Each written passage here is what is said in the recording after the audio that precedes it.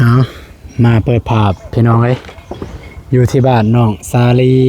พี่น้องเอ้ยป้าจ้ะบรรยากาศยามแรงพี่น้องปูชบรรยากาศยามแรงประมาณนี้แหละพี่น้องเอ้ยป้าจ้ะนี่แต่บ่ว่าน้องเพิ่นจะอยู่เฮือนหรือบ่พี่น้องน้องซาลีเพิ่นแต่ว่าก็สิมาหาพ่อเฒ่าพี่น้องเอ้ยสิมายอกลิ้นกับพ่อเฒ่าก็มาหาเบิดทุกคนนั่นแหละบ่ได้อยู่เฮือนก็สิถามไทยพี่น้องเอ้ยพอดีเบาตูนกับเบาพอดีเบาตูนได้มากับเบานงเพิ่นได้มากับเบานงมาจ่ายเงินค่าไม้ไอแดงเพิ่นไม้น้องทรายพี่น้องเอ้ยเอากับทักทายสบายดีเด้อสบายดีพ่อแม่พี่น้องมุดสุขสุขคนกันยันดีต้อนรับซองตูนแนลเส้นเก่าเส้นเคยพี่น้องเนาะไปจะก่อนไปหาน้องสลีก็สิถ่ายภาพรวมก่อนพี่น้องเอ้ยเรือนสารบานซองน้องเพิ่นแต่กี้เป็นแนวใดและปัจจุบันนี้เป็นแนวใดพี่น้องเอ้ย นี่ก็ประมาณนี้พี่น้องยามแรงตะกี้ในยามนี้แหละพี่น้องทีมงานเฮาได้มาอัปเดตน้องสลีเพิ่นป้าโตสาบาน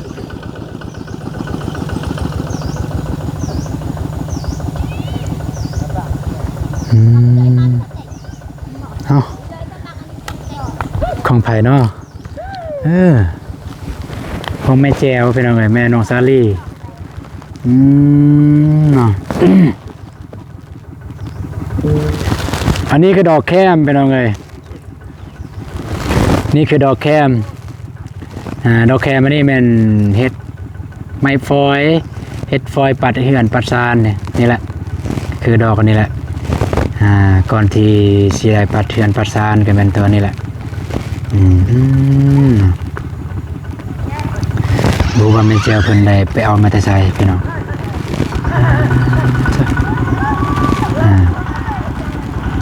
เป็นแนมหาพัวพี่น้อง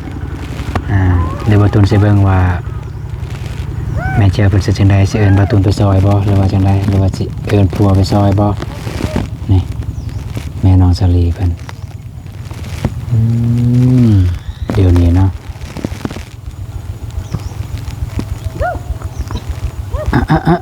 ไอก็แก๊กโอเคพี่น้อง เดี๋ยวถ่ายอันนี้ก่อนแล้วจึงเข้าไปหาแม่น้องเพิ่นนี่และนี่ของไอวินดี้กังฮังลินของไอวินดี้เพิ่นพี่น้องนี่ให้เทน้องซาลีทีมงานเฮาได้มาพบมาพอน้องซาลีก็ช่วงนี้แหละยามนี้แหละตะกี้ช่วงนี้แหละทางเบาเจ็บเบาตูนเบานงมาหาอยู่เฮือนหลังเก่าอยู่พุ่นแหละน้องเพิ่นก็กำลังขึ้นไม่ประมาณอายุ13-14 ปีเท่านั้นอย่างน้อยถามมาปัจจุบันนี้ในชีวิตน้องดีขึ้นบ่มันก็ดีขึ้นนั่นแหละเพราะว่ามีที่อยู่อาศัยถ้าสิขาดเคินแท้ๆก็สิแม่นน่าจะแม่นเรื่องข้าวปลาอาหารเงินค่ำนั่นแหละขาดเคินเพราะว่าสิ่งเหล่านี้มันจะมาจากบ่อนที่เกินว่าเฮาเฮ็ดเวียกเฮ็ดงานและคนที่มีดินดอนตอนหญ้าพอได้เก็บกู้มาขายยกตัวอย่างว่ามีสวนมันหรือว่าสวนกาแฟจังซี่ป๊าดมาแล้ว พูดพี่น้องมาแล้วโอ้ยังรอเลยสิเบิ่งนะเราสิทักทายเบาตูนว่าโอ้ยืนกงเอาสิเบิ่งเราสิยืนฮอดไซ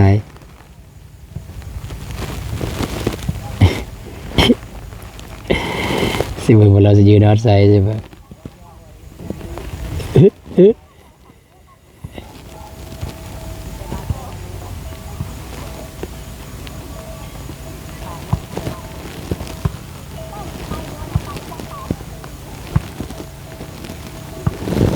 สันนี่แจกเอาเรากินอย่างมาก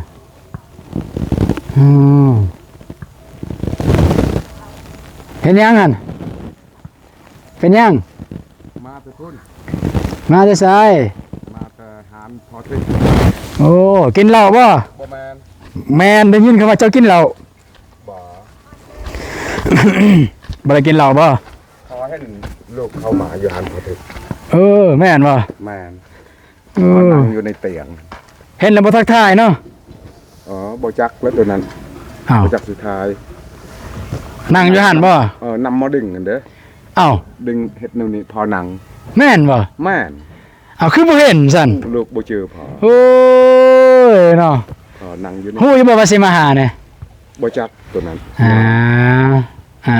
อืมมีแต่บ่าวอันนั้นบ่าวอันนงเฮ็ดอยู่นะ เห็นบ่เบาน้อง เห็น อืมปาตัวบ่ได้ไปใส่บ่ บ่ได้ไปใส่ บ่ได้ไปใส่เลย บ่ เนาะ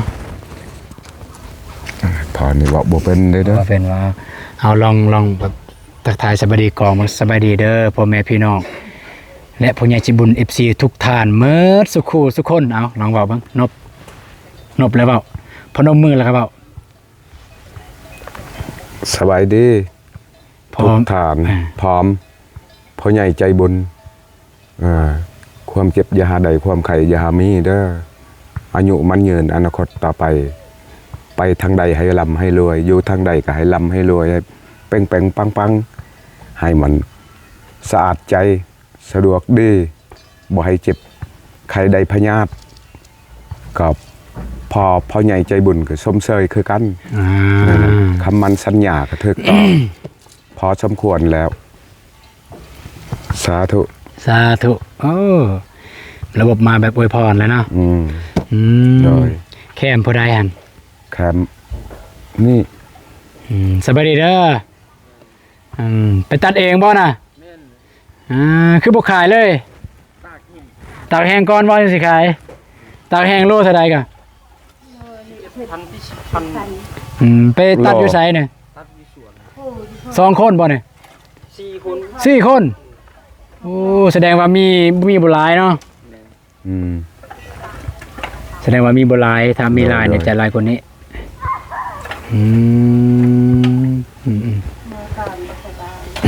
บ่สบายบ่ มาต้นสวย เป็นหยังผู้ใดบ่สบาย ตา ตาจนโตก็เหลือง บ่แม่นพญาธิพยุที่ ตับ เป็นตับไปกวดบ่ ที่พวกเขาว่าตับบัด ตับเหลือง ตับแข็ง ใบละตับ ไวรัสตับหรือว่าเป็นน้ำหีน้ำคองบ่เท่า แก่เลยเด้อ แก่แล้ว อายเพิ่นมาแก่อยู่นี่แล้วเลย แก่ในใดเอาอ่านเพิ่นมาในใด แก่แนวภาษาพวกเขาบอกว่าพี่น้องเพิ่นมาจัดนะเพิ่น มาจัด เพิ่นมาสู่เมียอยู่นี่เขามาจัดมีหมูแล้วก็มีไก่ แกเอิ้นว่ามามอบ คล้ายๆคือมาเฮ็ดพิธีสู่ขอ ภา สู่ ษา ขวัญ พวกเขา สู่ ภา ขอ ษาพวกเขามาจัดภาษาลาวเนี่ยมามอบเพิ่น เกินว่ามาส่งมอบน้อง โดย มาส่งมอบน้องเพิ่นมาอยู่นี่มาสร้าง โดย ครอบครัวอยู่นี่ โดย มาเฮ็ดตอนนั้นแล้ว แล้ว ยังเจ็บอีก บ่จักตัวนั้นก็ยังเจ็บ นับแต่ว่าเฮ็ดมาหั่นก็คือเก่าบ่ แม่น นั่นแสดงว่าบ่แม่นน้ำฮีดบ่มีดอกฮีดของจิตเฮานี่ปรุงแต่งเอง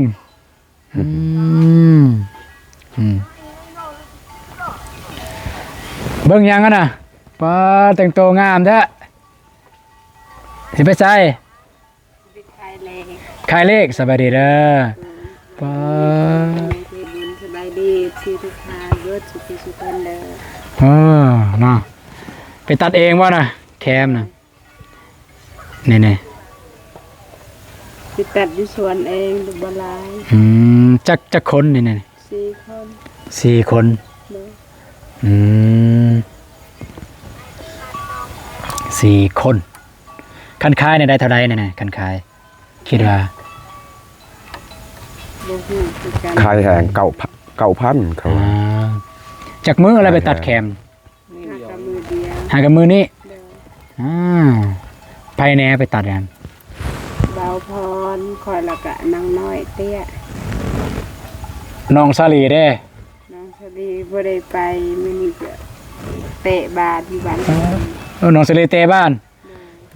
โหดแท้น้องเสลีเตะบ้านใครเลขยังหั่นเลขจดบ่แปลว่าเลขผิดกฎหมายแม่นบ่ โดย ก็พอได้ขายบ่ โดย จักแต่โดนแล้วบ่ขายแล้วบ่หากขายใหม่ ถ้าก็2 อาทิตย์ ได้บ่วิกเท่าไรได้อันกำไรอันนะเปอร์เซ็นต์ ยังบ่ทันฮู้ยังบ่ทันได้เอา อ้าวยังบ่ทันได้เอาเลยตั้งแต่ขาย โดย เธอก็มีอยู่บางมื้อได้รวมเลยยอดได้5-6แสน บ่ คันได้5-6แสนเปอร์เซ็นต์เท่าไรมันรายให้ 100,000ต่อ26 แสนหนึง26,000 โดย โอ้สมัยบ่ตูนขายตะกี้นี่แสนหนึงต่อ22แต่ก็ได้หลายผู้ซื้อเพราะว่าบ่มีคนขายได้อยู่คือดำตะกี้ โดย ช่วงโควิดเอาเบิ่งจดเบิ่งเลขกันนะสิถามบ่เฒ่าเนี่ยสิถามบ่เฒ่าว่าสิจดเลขหยังสิเพิ่นสิจดเลขเอาแบบบ่เฒ่าเอาเลยจะซื้อเลขหยังเอาเลย สบายดี บ่จักเด้อ สิให้งบ 20,000 กีบ นางนายเอาไปบิ๊ก บ่มีบิ๊ก นะ แล้วไป บ่มีบิ๊กสิจดแนวใดแต่บ่มีบิ๊ก แม่นแล้ว ย่างไปทั้งคนแล้วก็ยืมเขาหานเสือเอา กินข้าวกินน้ำแล้วบ่ ย่าง บ่เฒ่าไปยืนหันเบิ่งหันได้ยินเบิดเสียงนี่ๆอยู่นี่ยืนอยู่พุ่นอยู่กลางเลย อยู่กลางระหว่างลูกสาวกับลูกเขยนะ แต่ว่ามาครบเบิดผู้ใหญ่เกิดมาผู้ใหญ่อยู่ในบ้านนี่มีแต่เด็กน้อยบ่มามีแต่แม่เฒ่าอยู่ไสแม่เฒ่า อยู่เถิง กินข้าวกินน้ำแล้วบ่ ย่าง ได้ยังกินแรงมื้อนี้คิดว่า โอ้ ไปตัดแขมันก็มียอดไฟยอดหยังก็ บ่มี บ่มียอดวายบ่ โดย ปกติก็แถวป่าแคมมันได้มียอดวายหลาย มัดควายงัวเฮ็ด แซ่บได้ยอดวายได้ แม่นแล้ว แซ่บได้ยอดวาย มันคือตะกี้แม่นอยู่อะไรนี่บ่มี อืม เราเบิ่งอยู่แต่ว่าบ่เห็น เลาะเบิ่งแต่ว่าบ่เห็น โดย บ่เห็นตัวตนมัน แล้วเป็นจังไดเนี่ยทางน้องซ้ายอั่นเจ็บโดนแล้วบ่ เจ็บโดนแล้ว เข้าเดือนเลย เดือนปลายแหละ ไปกวดเนี่ยทางแพทย์หมอว่าพยาธิตับบ่ โดยถ้าว่าเวลาตับแต่ว่าเบิ่งอาการเพิ่นก็บัดถามแล้วว่าบ่ได้เจ็บบ่ได้ปวดบ่ใส่มีแต่ตาก็เหลืองแบบจนโตก็เหลืองจอยลง บ่ได้รู้สึกเมื่อยบ่ ธรรมดาบางมันเมื่อยบางมือ ตั้งตอนอยู่พุ่นบ่เคยเป็นบ่ บ่เคยเป็นแล้วพ้นแข็งแหง ตอนอยู่พุ่นบ่เคยเป็นบัดมานี่เป็นก็บ่ฮู้คือกันเด้อบ่ตุนก็บ่ฮู้สิเว้าเด้อเฮาก็จักสิว่าจังไดล่ะ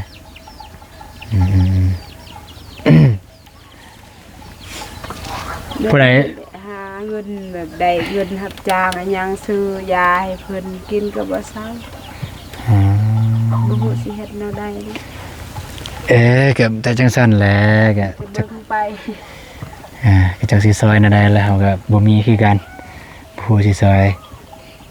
พอเฒ่าเด้บ่ได้เจ็บบ่ได้เป็นติ โอ้ย บ่เฒ่าบ่ได้เจ็บก็บ่เฒ่าไปตัดแค้มมื้ออื่น พญาธิทึดๆในตอนี่ฮะ พญาติยังบ่เฒ่า ตั้งมันพญาธิมันจ้อยลง เท่ามันก็จ้อยลงแล้วเท่า เฒ่า บ่แม่นย้อนแนวอื่นดอกแบบเท่ามันก็จ้อยลงตะกี้บ่เท่าก็สิรออยู่คิดว่า เป็นคนแคนจะได้งัวมากินเลย แคมสิตากใส่แคมเนี่ย กองตาราง เลยมันหลับไปคนนี้เราควรต้องการใช้อย่าง สิไปขายเลขบ่ โดย สิบ่รบกวนแล้วซะเนาะไปขายเลขคิดว่ามีบิ๊กก็สิจดเลยให้พ่อเฒ่าเอาเลย ดูหน่อยดูนัดกูดูโตอุรากว่าเบ็ก มีสิบอกไปเบิ่งบิ๊ก เบ็กบ่เบ็กกูดูโตอาจารย์อุรากนี่สอยเบ็กไม่พอเอง ไม่ได้ซอยเด้อ เดี๋ยวนี้มีผู้ชายแล้วอยู่เฮือนนี่บ่ซอยแล้วเด้อ เออนี่แหละกกแคมพี่น้องเอ้ยนักได้เบิ่งจังซี่ คันตีเป็นมัดเนี่ยอยู่นี่ประมาณ5มัด แถมเด็ด คันตีเป็นมัดเนี่ยมัดหนึงนี่30เซนพี่น้อง30ซังตีเป็นไรเป็นมัดหนึง โอ้คิดฮอดสมัยตะกี้แหละบาตูนกันแนวนี้แหละตะกี้กันสมัยยังอยู่บ้านเก่า เราก็ไปเอากันแล้วแคมทนแม่เฒ่ากำลังไปเอาบิ๊ก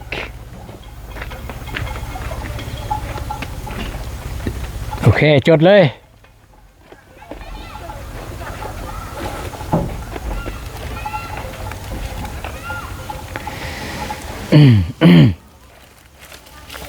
พุ่นไปนั่งพุ่นก็ได้จด พอเท่าอยากได้เลขยังจดเลย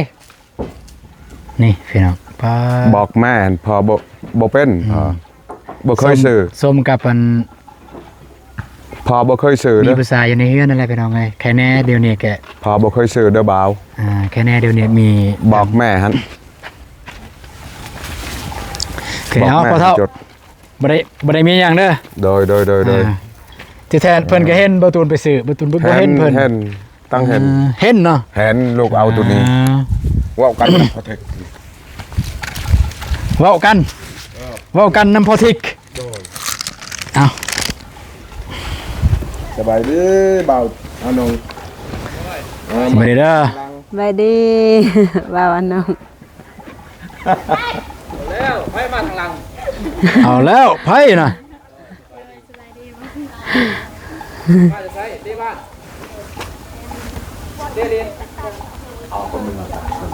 เตะบ้านเอาจดมาพอเท่าเมียนก้อนนะมาจดเลขเนี่ยสายพอเท่ากับน้องสลีอ่านเลขสิซื้อเลขอุดหนุนแม่น้องสลี เล็กมองอยู่ พอเท่าสิเอาเลยจะเอาเลขหยัง เลขบินบ่ ยศแมวบาน แมวบ้าน โดย นี่คือธุรกิจใหม่ ของแม่แจ้วนี่คือธุรกิจใหม่ของแม่แจ้วคือขายเลขเอาจับนั่นนี่เพิ่งสิถ่ายรูปก่อนแป๊บนึงเอาจับอันนี้บินนี่ธุรกิจใหม่ มันช่างว่าโอ้ยลำเบาโน่นก็มีอยู่แต่นี่จนบุญหมด โอเคเอาธุรกิจใหม่ของแม่แจ้ว หลายปีแล้ว สบายดีเด้อมาจะใส่น่ะเตะลิ้นบ้าน เตะบ้านลิ้นตีไปเป็นเตะลิ้นบ้านโอ้ยเนาะพุ่นไปเอาเลขบ้างไอ้สิซื้อเลขพอได้รวยน้ำหมูเนี่ย ไปเจ้าคายอุทิมาน บอกขนมสลีค่ะในมัน ถึงเลข800 คุณนะ ตายแล้ว เสียวเลขยังกันพุ่นไปยืนพุ่น คายจัก เล็ก โต มันมีอยู่ตรงคือ3 คายเลขจัก โต โต3โตบ่ นะ 6โตบ่คายบ่ บ่ อยากรวย นี่ธุรกิจใหม่ของครอบครัวน้องสลีก็คือขายเลขพี่น้องไง อุ้ยเล็กมันมีอยู่ดูปากเคย เลขยัง เคยว่าซื้อเลข เนาะเท่าเนาะ บ่เคย พอเอาแมวบาน ไม่แต่แมวบ้านแมวเดียวป่ะ แม่น เอาอีกให้งบ 50,000เนี่ย แมวนั่นบ่ เด้อ คือ แมงกระเบื้อจด มันก็เบื่อ โดย อันทึกเนี่ยจะได้เอามาให้เลยพอเฒ่าเพิ่น ป้าน้ำเพิ่นนั่นแหละ ปานน้ำเพิ่นเลยบินเอาบ่ต้องเอานะบัดถือแล้วมีโทรบอกว่าถือแล้วเด้อ โดย กันทึกโทรบอกได้กันทึกได้ โดย บ่ไล่ดอกสุบพักไปหาเก็บหน่อยบ่เครื่องน่ะ บ่เทิกหรือบ่โทษก็ได้เนาะ บ่ทึกก็โทรคือกัน แนวนั้นบ่ เด้อ โดย โทรบอก พูดแต่ละสิ หูพันหนึ่ง บ่ หูพันกีบให้ได้ไล่หูเด้ให้มันทึกกันนะให้มันทึก ให้มันถึก ดีกว่า คือบ่พิมพ์เบา บ่มีตัวพิมพ์น่าจะแม่นอืม เนี่ย ใส่พิมพ์เบา ธุรกิจเสริมครอบครัวน้องซาลีน้องซาลีสิเอาเลขยัง เล็กกระต่าย เลขกระต่าย ชื่อ บ่เคยป่ะเอาเลขยังก็ได้บอกเลยเลขซื้อสัตว์ พี่เจ้าพันธุ์ ควาย ควายทำสอบควายเท้า เลขควายพี่น้องมาซื้อเลขเด้อพี่น้องเอ้ยแม่เฒ่ามักเลขยัง แรงบ่ใหม่ มาไม่อยู่ เอาเลยอย่าเป็นปาก คนเลย เอาลูกผมปักเว้ยอย่าผมปัก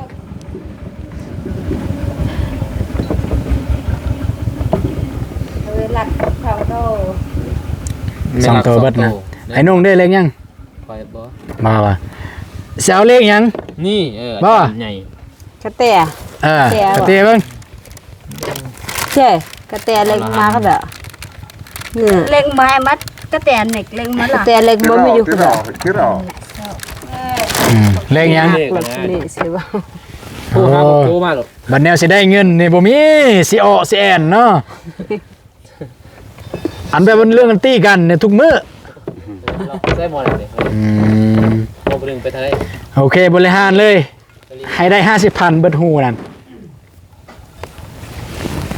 มาให้ไหล เบิ่งสิไหลเบิ่งจากหูนับเบิ่ง อีหางมาใส่ 15 15หู15หู50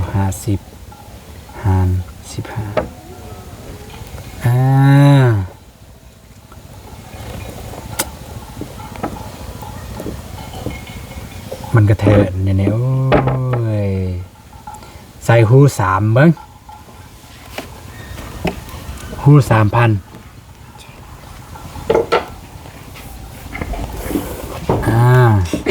ไล่เบิ่งถึงบทเท่าใดหั่น15เนาะ15หูป่ะ15หูคูณ3 45ยัง 5,000 เอาเลขเพิ่ง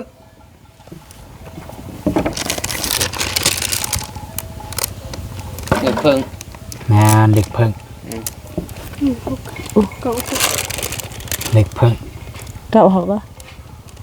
1696 165696ใส่หู3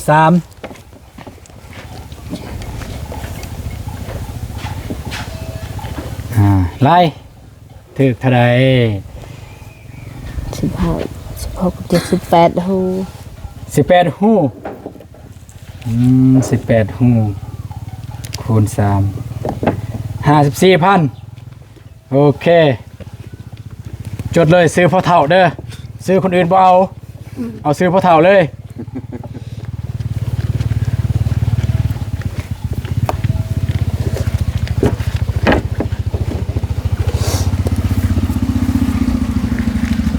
มันรักกัดกัน มา โอเคเอา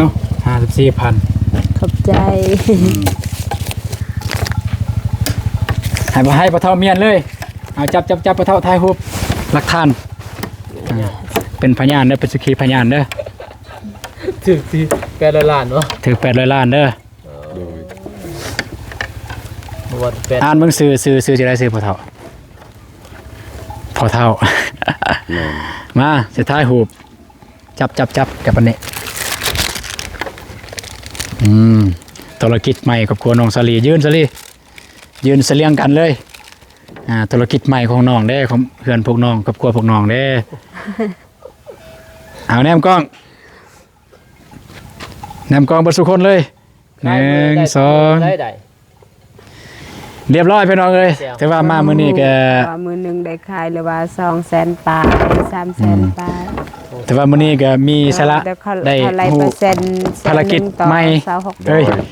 ธุรกิจใหม่ แห้งเด้อ ของแม่น้องซาลีหรือว่าครอบครัวน้องซาลี เอาแห้งๆกันแห้งๆมันๆเด้อ โดย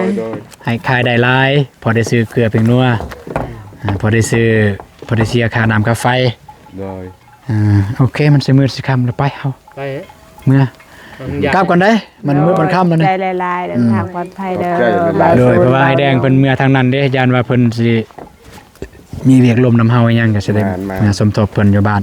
เพิ่นไปส่งเครื่องอยู่หั่นโอเคพี่น้องเนาะสำหรับคลิปนี้ก็ประมาณนี้มา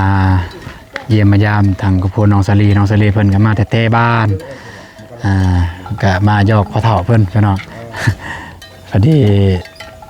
ก็นี่แหละชีวิตการเป็นอยู่ของครอบครัวน้องเพิ่นค่อนข้างลำบากแน่จักหน่อยพี่น้องเพราะว่าก็มีคนเจ็บคนเป็นในเฮือนในซ่านก็คือพอเรียกแล้วว่าพอไม่น้องสลีเพิ่นบ่สบายต้นโตเรื่องบ่ได้ฮู้วิธีแก้ก็บอกเลยเด้อต้นโตเรื่องตาเรื่องบ่ตุนได้ซุ่มอยู่จังหวะหนึงตาเรื่องถ้าบ่ได้สังเกตคักๆจะเห็นอยู่ตาเรื่องโตเรื่องแล้วก็เพิ่นว่าบ่ได้เมื่อยหยังบ่ได้ฮู้วิธีแก้ก็บอกเลยเด้อมื้อนานมาคืนเด้อโอเคพี่น้องเอ้ยไปเดินทางเมื่อบ้านเฮาไปบ๊ายบาย